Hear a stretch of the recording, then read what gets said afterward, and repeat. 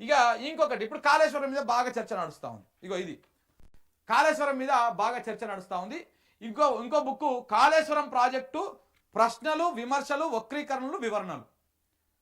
అంటే దాని మీద ఉన్నటువంటి కాళేశ్వరం ప్రాజెక్టు మీద డౌట్స్ ఏంటివి, విమర్శలు ఏమున్నాయి, వక్రీకరణ ఎట్లా చేసిర్రు, తప్పుడు విషయాలను ఎట్లా ప్రచారం చేసిర్రు, వక్రీకరణ చేసి ఏ రకంగా దానికి మనము ఇందులో వివరణ ఇచ్చిరు అనేది జీవోలు అన్నిటితో సహా ఇందులో దాదాపు ఇది ఎన్ని పేజీలు, 69 పేజీలు అంతే. దీంతో ఈ ఒక 69 పేజీల బుక్ కాళేశ్వరం ప్రాజెక్టు గురించి మాత్రమే. కాళేశ్వరం ప్రాజెక్టు గురించి అవగాహన రావాలంటే ఎవరికైనా ఈ పుస్తకం చదవండి, ఈ పుస్తకం చదవండి. వస్తున్నటువంటి విమర్శల ప్రతి విమర్శకు దీంట్లో సమాధానం ఉన్నది. మన నిన్న ఎవరు హరీష్ రావు గారు నిన్న మాట్లాడుతూ ఒక మాట చెప్పారు. ఏమన్నారు చెప్తా, అదే విషయం చెప్తా. అంటే ఎలాంటిది ఇందులో పొందుపరిచిర్రు, ఒక చిన్న ఎగ్జాంపుల్ చెప్తా ఈ పుస్తకంలో ఎట్లా పెట్టిర్రు అనేది. కాళేశ్వరం ప్రాజెక్టు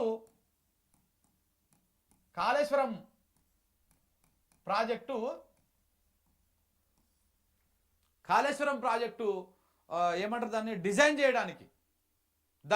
చేయడానికి ఒక సంస్థకు వీళ్ళు కాంట్రాక్ట్ ఇచ్చిర్రు. ఆ సంస్థకి ఇచ్చినటువంటి కాంట్రాక్టు కాస్ట్ 600 కోట్లు, 600 పైచీలకు 657 కోట్లు ఎంతో చెప్పారు. 657 కోట్లు అని చెప్పేసి ప్రధాన పత్రికలు అన్ని రాస్తున్నాయి. ఎప్పుడు ఇది జస్టిస్ ఘోష్ కమిషన్ వచ్చిన తర్వాత.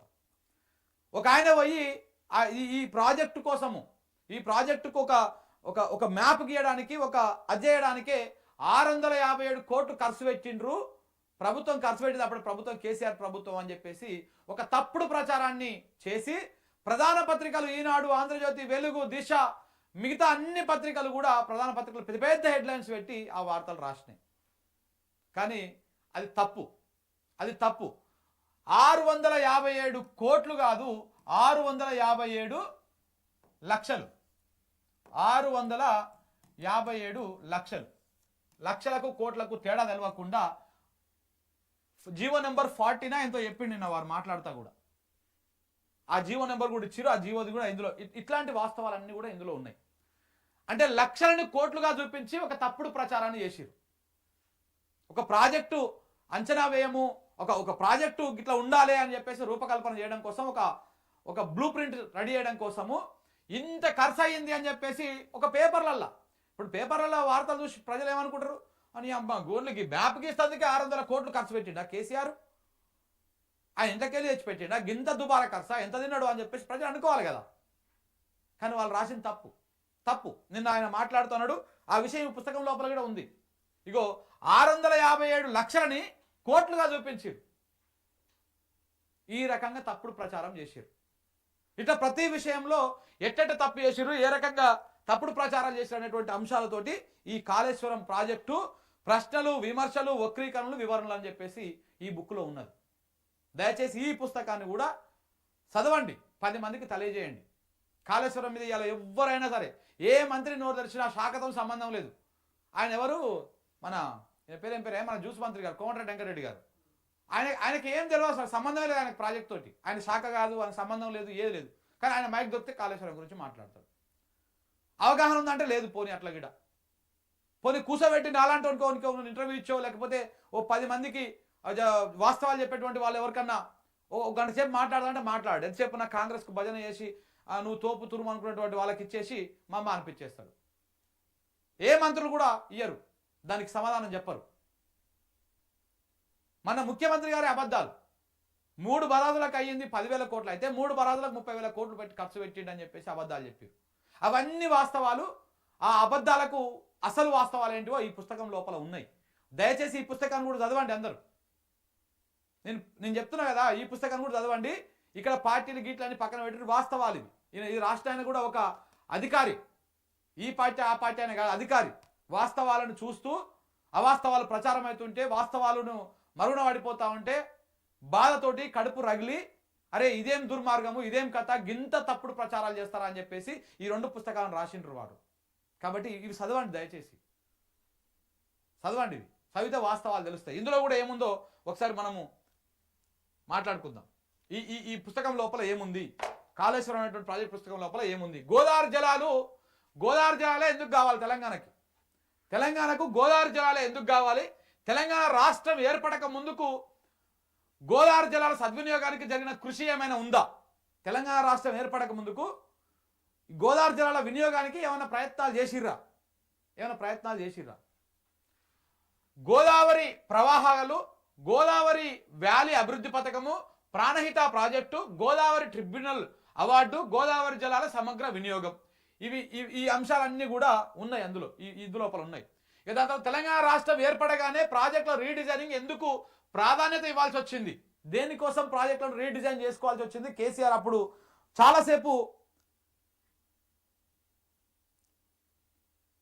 చాలాసేపు ఆయన పవర్ పాయింట్ ప్రజెంటేషన్ ఇస్తారు అసెంబ్లీలో. పెండింగ్ ప్రాజెక్టులను రన్నింగ్ ప్రాజెక్టులుగా మార్చడానికి రీడిజైనింగ్ చేసిరు. దేనికోసం చేసిరు? పెండింగ్ ప్రాజెక్టులన్నీ రన్నింగ్ ప్రాజెక్టులు చేయాలని చెప్పేసి రీడిజైనింగ్ చేసిరు. ప్రాణహిత చేవెళ్ళ ప్రాజెక్టు కాళేశ్వరం ప్రాజెక్టుగా ఎందుకు రూపాంతరం చెందింది? తుమ్మిడియట్టి వద్ద 152 మీటర్ల FRL కు ఒప్పందం కుదిరిందా? తుమ్మిడియట్టి వద్ద నీటి లభ్యత పైన కేంద్ర జలసంఘం ఏమి చెప్పింది?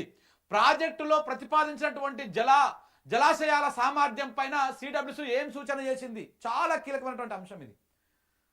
సిడబ్ల్యూసి చెప్పింది, బాబు మీరు మరి వాటర్ ఈడ ఉన్నాయి, మీరు స్టోర్ చేసుకోవడానికి మీకు స్టోరేజ్ కెపాసిటీ పెంచుకోండి మీరు అని చెప్పేసి సూచన చేసింది. సెంట్రల్ ఆ వాటర్ బోర్డు కమిషన్ అవుతుంటుందో అది క్లియర్గా చెప్పింది, మీరు మీ స్టోరేజ్ కెపాసిటీ పెంచుకోండి, మీరు నీళ్ళని లిఫ్ట్ చేసుకుంటూ రోజు 2 TMCలు 3 TMC ఎత్తిపోసుకోవడానికి మీరు ప్రయత్నాలు చేస్తూ ఉన్నారు, కానీ స్టోరేజ్ ఎడ చేసుకుంటావు, స్టోరేజ్ కెపాసిటీ పెంచుకోండి అని చెప్పేసి సూచన చేసింది. దాంతోపాటుగా ఇక్కడ పైన చెప్పిన చూసినావా, తుమ్మిడియట్టు వద్ద నీటి లభ్యత పైన కేంద్ర జలసంఘం ఏం చెప్పింది, దాంట్లో ఏం కండిషన్ పెట్టింది? అక్కడటువంటి నీటి లభ్యత ఎంత? 160 TMCలు బాబు ఇక్కడ నీటి లభ్యత నికరంగా దొరికేటువంటి జలాలు ఇక్కడ తుమ్మిడేటి దగ్గర 160 TMCలల్లా రేపు భవిష్యత్తులో పై రాష్ట్రం ఏదైతే ఉందో ఆ పై రాష్ట్రము 100 TMCలు వాడుకున్నటువంటి హక్కు ఆ రాష్ట్రానికి ఉంటుంది అని చెప్పేసి అందులో క్లియర్గా స్పష్టంగా చెప్పింది ఆ రిపోర్ట్లో. అంటే మనకు భవిష్యత్తులో మిగిలేదంతా 160లకి వెళ్ళి 100 పోతే 60 ఉంటాయి. 60లకి వెళ్ళి మనం ఎత్తిపోసుకునేది ఎన్ని, మన పంపులకు అందేది ఎంత, మనకాడ పారేదంతా. లక్ష్యమేమో పెద్ద లక్ష్యం, ఏడికెళ్ళి వారుతుంది, ఎట్లా వారుతుంది? సో కాబట్టి ఇది సాధ్యం కాదు. అప్పుడు కెపాసిటీ ఎంత? కేవలం 14 TMCలు మాత్రమే స్టోరేజ్ కెపాసిటీ. అంత పెద్ద ప్రాజెక్టు దాంట్లల్లా కొత్తగా వీళ్ళు క్రియేట్ చేసింది 14 TMCలే. 14 TMCలతోని లక్షల ఎకరాలు ఎట్లా వారిస్తాడు? ఏ లెక్క ప్రకారం వారిస్తారు? ఇది ఉంది ఇందులో, ఇది అన్నింటికి సమాధానం ఉంది ఇందులో. ప్రాజెక్టులో ప్రతిపాదించిన జలాశయాల సామర్థ్యం పైన సిడబ్ల్యూసి సూచనలు ఏం చేసింది, ఏ రకంగా సూచనలు చేసింది? ఇక రీడిజైనింగ్ తర్వాత కాళేశ్వరం ప్రాజెక్టు ప్రతిపాదన, కాళేశ్వరం ప్రాజెక్టు విశేషాలు, కొత్త జిల్లాల వారీగా ప్రతిపాదిత ఆయకట్టు వివరాలు, ఆన్లైన్ జలాశయాలు, వాటి నిల్వ సామర్థ్యము, ప్రతిపాదిత నీటి లభ్యత, నీటి వినియోగము, ప్రాజెక్టులకు నిధుల సమీకరణ, ఆన్లైన్ రిజర్వాయర్లు ఏమేమి ఉన్నాయి, ఎట్లా ఉన్నాయి, ఏ రకంగా ఉన్నాయి అనేది కూడా అందులో పొందుపరిచారు. గ్రావిటీ ప్రాజెక్టును వదిలేసి భారీ ఎత్తిపోతలకు ఎందుకు వెళ్లారు? బ్యారేజ్ని తుమ్మిడియట్టు నుంచి మేడిగడ్డకు ఎందుకు మార్చాల్సి వచ్చింది? అసలు గ్రావిటీ ప్రాజెక్టు కాదురా నాయన, మీకు అర్థమైతలేదు. అది 148 మీటర్ల సముద్రపు మట్టం నుంచి 148 మీటర్ల ఎత్తులోనే ఉంటుంది. ఇక్కడ ఏదైతే ఎత్తిపోస్తున్నామో ఎల్లంపల్లి కూడా 148 మీటర్ల ఎత్తులోనే ఉంటుంది. ఏం గ్రావిటీ కాదు, ఆడ కొన్ని మీటర్లు ఎత్తిపోయాలి, ఆడ కూడా ఎత్తిపోసినాక వస్తాయి. గ్రావిటీ ద్వారా వచ్చేదేం కదా, ఇవన్నీ కూడా మరి అట్లనే ఏమైనా ఎత్తిపోయాల్సిందే. ప్రాణహిత చేవెళ్ళ ప్రాజెక్టు గ్రావిటీ ప్రాజెక్టా? మేడిగడ్డ బ్యారేజ్ని రిటైర్డ్ ఇంజనీర్లు వ్యతిరేకించారా? ఇందులో ఉన్నది క్లియర్గా. డిపిఆర్ లేకుండా ఎటువంటి భౌతిక పరిశోధనలు జరపకుండానే బ్యారేజ్లు నిర్మించారా?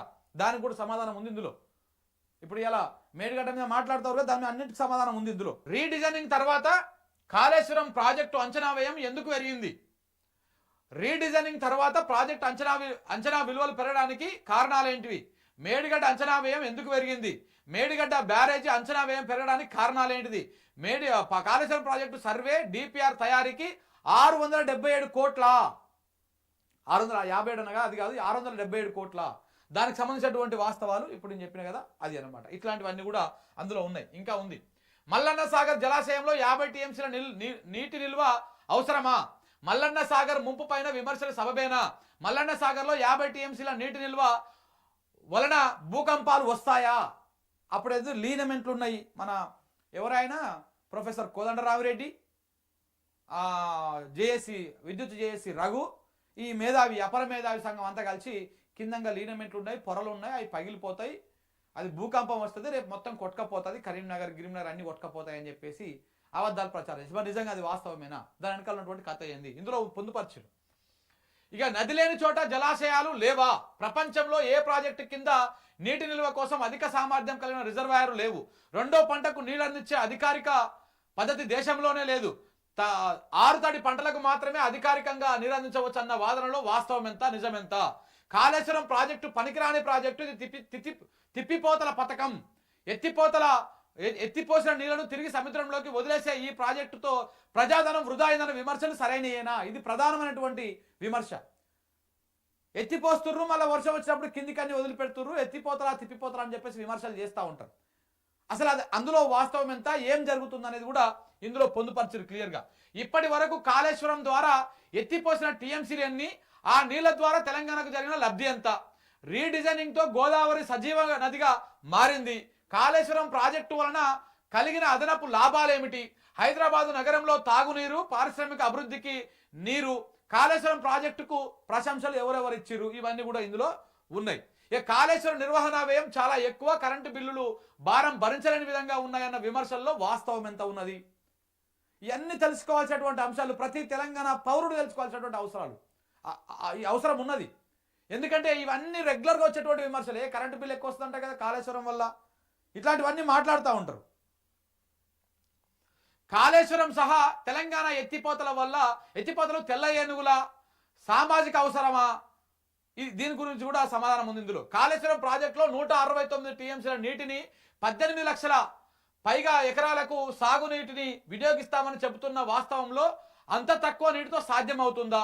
భారీ ప్రాజెక్టులకు చిన్న నీటి పథకాలే ప్రత్యామ్నాయమా? కాళేశ్వరం ప్రాజెక్టులోని బ్యారేజీ జీవితకాలం ఎంత? వీటిని ఇసుక మీద నిర్మించడం సబబేనా? బ్యారేజీని ఇసుక మీద కట్టడం సబబేనా?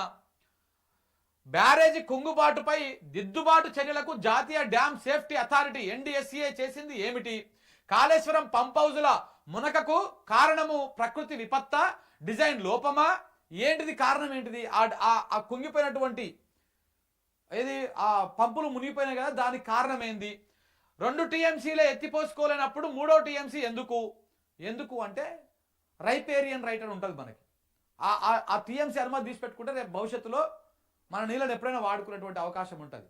కానీ ఈ దద్దమ్మలకు తెలియదు కదా, తెలియక మాకు 3వ టీఎంసీ అవసరం లేదు అని లేఖ రాసి దాన్ని క్యాన్సిల్ చేయించారు. గోదావరిలో నీటి హక్కుల స్థిరీకరణ కోసం 3వ టీఎంసీ ఎత్తిపోతల పనులు, కాగు లేవనెత్తిన అభ్యంతరాలు సమంజసమైనయేనా? ఇక దాంతోపాటు ముగింపు లాస్ట్లో ఏం రాసిర్రు? ప్రత్యామ్నాయం సూచించలేని వారికి తప్పులు వెతికే హక్కు ఉంటుందా? అంటే ఇది తప్పు అన్నప్పుడు దానికి ఒప్పేందో చెప్పాలి. ఇగో ఇలా చేసినప్పుడు తప్పు కదా, మరి ఇలా కాకుండా ఇలా చేసేది ఉండేది ప్రత్యామ్నాయం చెప్పాలి. కాళేశ్వరాన్ని విమర్శిస్తున్నటువంటి ఏ ఒక్కరు కూడా ప్రత్యామ్నాయం చెప్పరు. ఏమనంటే తుమ్మిడేట్ అంటారు. తుమ్మిడేట్ దగ్గర నీళ్లు లేవురా, ఇగో ఈడ CWC గింత ఇచ్చింది రిపోర్ట్ అంటే మళ్ళీ దాని గురించి మాట్లాడు. ప్రత్యామ్నాయము చెప్పనప్పుడు విమర్శించే హక్కు లేదు అని చెప్పేసి చెప్తా ఉన్నారు. ఇక ఆదాయ వ్యయాల దృష్టికోణంలో తెలంగాణకు మేలు చేస్తుందా? తెలంగాణ సివిల్ సొసైటీ ఏం చేయాలి? తెలంగాణ సమాజం ఏం చేయాలి? పౌర సమాజం ఏం చేయాలి?